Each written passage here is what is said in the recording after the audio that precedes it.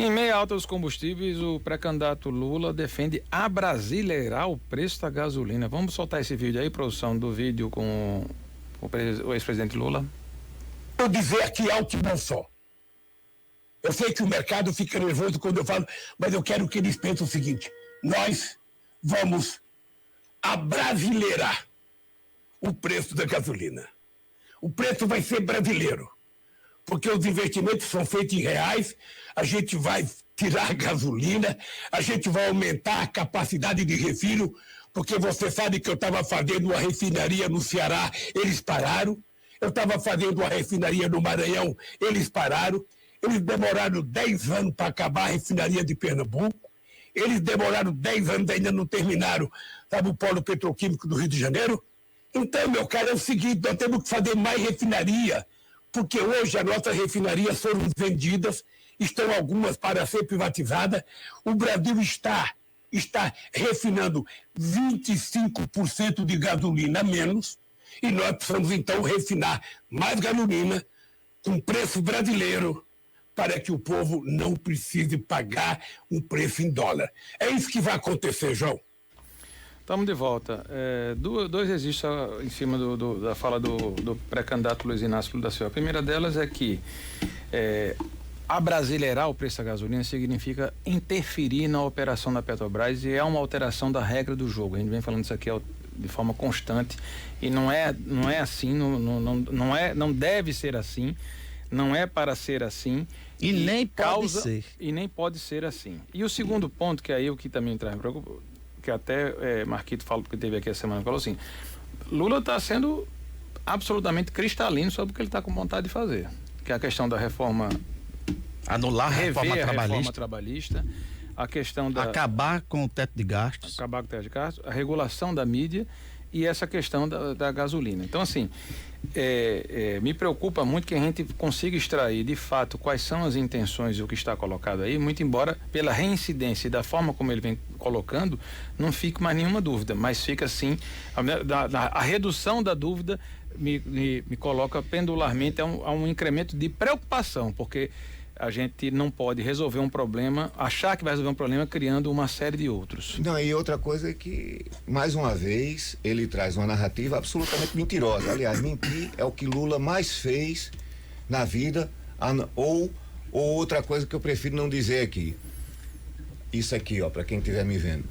E aí é o seguinte, quando ele diz que o investimento da Petrobras é feito em real, isso não é mentira. Isso é uma mentira deslavada. Todo o investimento da Petrobras é feito em dólar.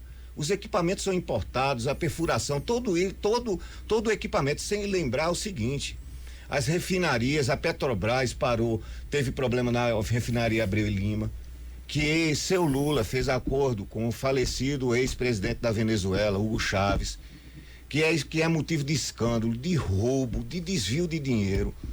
Aquela refinaria que eu não sei por que o governo do PT comprou lá nos Estados Unidos, aquela refinaria de Pasadena. E lá, e depois teve que devolver, vendeu a preço de banana, um prejuízo astronômico. Aí você vê o seguinte, o que Lula promete, ele não pode cumprir, mesmo porque depois do desastre que foi o governo do PT, o que houve na Petrobras, hoje as regras internacionais que a Petrobras assinou, inclusive no exterior, impedem que Lula prometa o que está prometendo. Até porque a União é minoritária minoritária. Hoje o governo só tem 37% das ações da Petrobras. Então Lula, corriqueiramente, isso já é costume na sua vida, ele mais uma vez, para o povo brasileiro, ele está mentindo. Eu acho que a discussão sobre a política de preço da Petrobras, ela é legítima. Eu concordo que é modificar a regra do jogo, entendo a necessidade da Petrobras manter essa política de preço. Acho que o caminho que a gente deveria adotar, na verdade, é o de tentar compensar quando o combustível estiver alto, para quem é mais pobre poder pagar. Eu acho que o caminho deveria ser esse. Mas falando sobre a fala do ex-presidente Lula, acho que a gente precisa ter algumas considerações e pensar em algumas maneiras, quem sabe não modificar a política de preços totalmente, mas pensar em alguma forma de um meio termo. Porque assim, a gente precisa considerar também, Renato, o seguinte: qual é o custo para produzir um barril de petróleo, para extrair um barril de petróleo? Qual é o custo disso? Qual é o custo que efetivamente ele é vendido?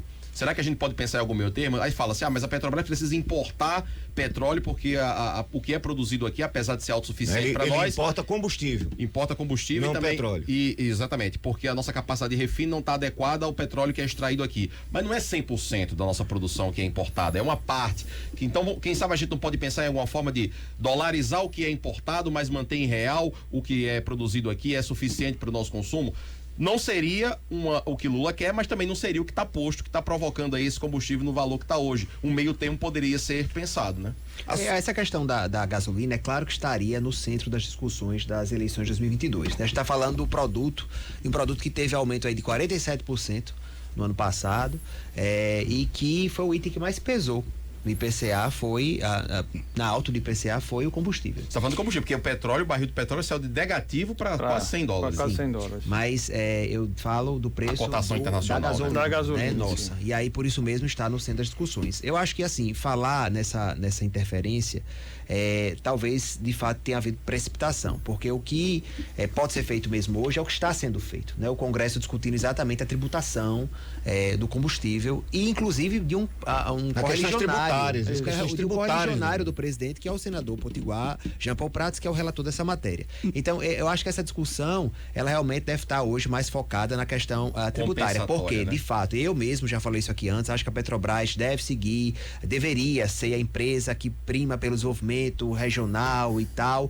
mas a política da empresa mudou há muito tempo, a não ser que se mude agora. Eu não acho que o impacto vai ser no dia seguinte, vai ser de 5, 10, 15 anos. O fato é que é uma nova política, e aí, para a Petrobras conseguir garantir isso, ela teria que subsidiar o preço da gasolina, né? Eu não sei como é que seria possível. Agora, de fato, a Petrobras lá atrás, quando foi criada, em 1900 e tanto, era para ser uma empresa que ajudasse o desenvolvimento regional. E o preço seria pago de alguma forma, né? Não só para fazer com que o combustível chegasse no preço fácil, acessível, mas também para levar emprego, renda e tal. Aqui no estado, vamos lembrar, a Petrobras foi embora, né? Não vai mais atuar aqui. Eu retomo a fala que o Flinto fez há alguns meses atrás. Estamos num período de pré-campanha, onde o debate é raso e não são apresentados projetos de construção da nação. Não são apresentados projetos para as questões que você mais requer dentro da sociedade.